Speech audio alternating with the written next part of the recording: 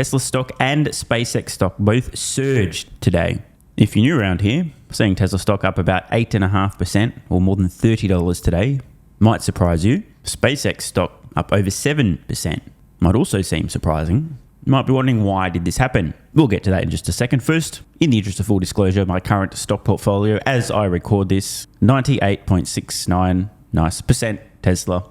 The balance, 1.31% SpaceX. So if you are new around here, the thing about owning disruptive, innovative companies, doing things that have never been done before, in a way that has never been done before, or pioneering entirely new industries, technologies, and so on, this brings with it an inherent level of uncertainty that tends to cause extreme volatility.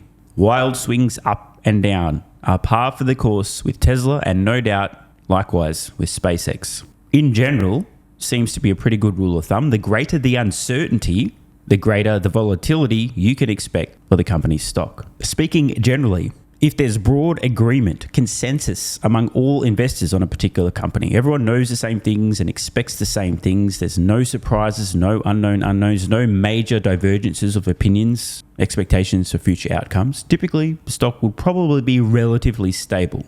But if there are massive differences in opinion, what the company will do in the future in terms of revenue, profits, rate of growth, whether it be successful on particular projects, that is where you tend to see significant volatility. So what actually causes a stock price to go up or down? Most people do not know the answer to this question. Let's just say Tesla stock up 8 or so percent today. What happened? A common response would be, well, there's obviously some great news, don't you understand? The stock went up because Tesla had some excellent news relating to this, that, or the other. This is not the correct answer. It might sound good, it might feel right, but it is wrong. We need to dig a little bit deeper to find out why a stock went up or down. And the answer is a lot simpler than anyone wants to admit. No, it wasn't good news or bad news that caused the stock to go up or down. It was simply a mechanical imbalance between the number of dollars transacting on that stock from buyers and sellers in any given day. The true, only reason a stock ever goes up or down on any given day is when there is an imbalance between money coming in to buy the stock and money selling the stock. That imbalance is what causes the stock to move either up or down. Nothing else actually moves the stock price. This is a common misconception. The stock must be up because there was good news, or the stock must be down because there was bad news. No. It's possible that good news resulted in many people buying the stock, creating an imbalance between buyers and sellers. But it's always, at a fundamental level, a matter of buying and selling activity and whether there's an imbalance on the day. The news itself does not move a stock price. There is no committee of valuations that meets at the end of every trading day to determine what a stock is fairly valued at on that day. The closing price is simply the result of all the buying and selling activity that day. It ends up where it ends up. Now, I know what some of you are thinking. If you're suggesting that in general, good news is probably going to result in people buying the stock and create an imbalance between buyers and sellers, wouldn't that mean the stock, generally speaking, will go up on good news? If only reality were that simple. Now, it's true. If there is good news that the typical investor didn't already anticipate ahead of time, this can result in buying, an imbalance, and the stock going up. There's just one problem.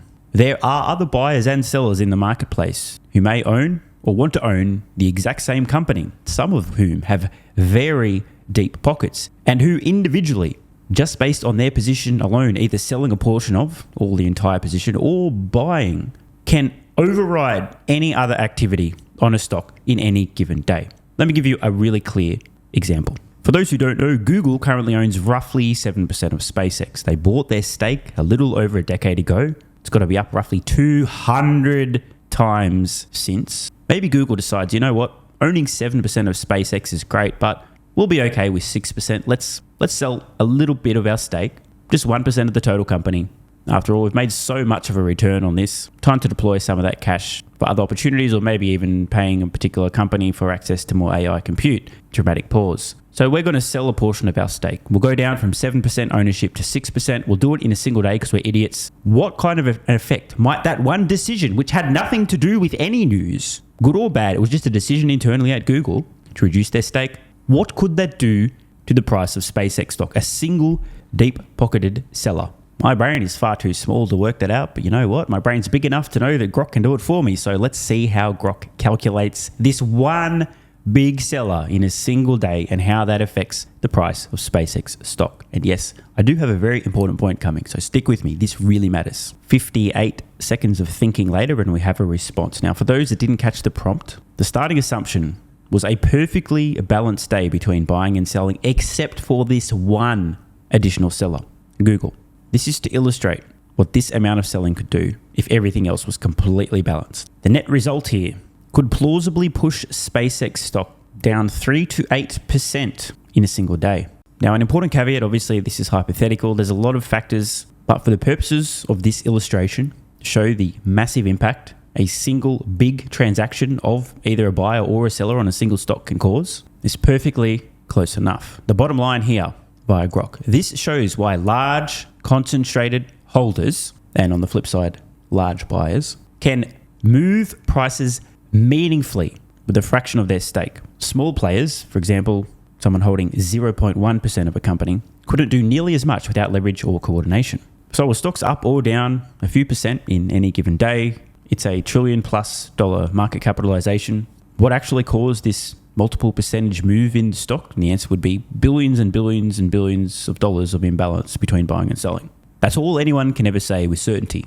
So here's the point that I've been building to. It only takes a single deep-pocketed buyer or seller to single-handedly override all other activity on a particular stock on a day and create an imbalance that's big enough to actually meaningfully move a stock price one way or another. So to answer the question, why did SpaceX stock and Tesla stock surge today? The actual and only valid answer to this question is there was an imbalance between buying and selling today in favor of buying. More dollars wanting to buy both of these stocks than there were sellers. You can attempt to guess and extrapolate what might have caused the imbalance of buying and selling, but you can never know. I know this may come across as a little nitpicky and pedantic, but anybody, whoever tells you the reason a stock went up or down today is because of anything other than an imbalance between buying or selling activity is wrong.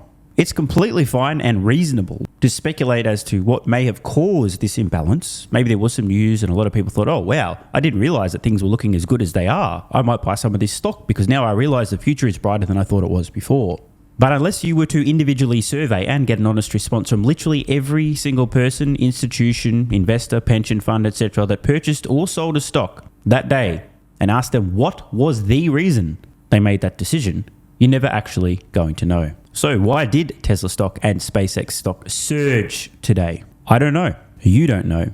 No one knows. This is why I don't play the guessing game about short-term stock price movements. Instead, I do my best to value the company based on future outcomes, which I cannot know for sure either. I can only guess about. And I make my buying and selling decisions. Oh wait, spoiler alert, selling? What are you talking about, bro? I haven't sold a single share of Tesla stock, nor do I intend on it.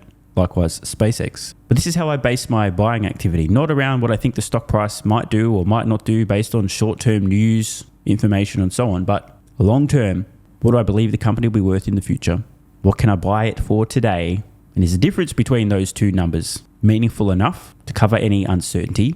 If the answer to that is yes, well, I just buy when I've got cash. Thanks for watching. If you appreciate the content and want to support the channel, check out the links below where you can get early access to daily videos, unlock hundreds of exclusive pieces of content, and plenty more. AG1 has been part of my daily health protocol for almost half a decade. It's packed full of vitamins and minerals and helps me fill in nutritional gaps while supporting energy, digestion, and immune function. It also has prebiotics and probiotics to promote gut health. I take my health very seriously, and so should you. Try AG1 today by visiting drinkag1.com/SMR or click the link in the pinned comment and enjoy a free welcome kit with vitamin D3 plus K2 and AG1 travel packs. That's drinkag1.com/SMR.